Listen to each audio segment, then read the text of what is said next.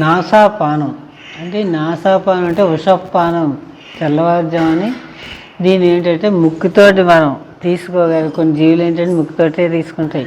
తీసుకున్నప్పుడు ఏంటంటే ఏనుగు, సింహం ఎటువంటి శక్తి సామర్థ్యాలను పొందుతుందో వీడు అటువంటి సామర్థ్యాన్ని శక్తిని పొందగలుగుతాడు అని మన శాస్త్రం చెప్పిందంతా కూడా. ముక్కుతోటి మనం గాలి వెళ్ళలాగుతున్నాం, అలా ముక్కుతోటే మనం తీసుకోవాలి వాటర్.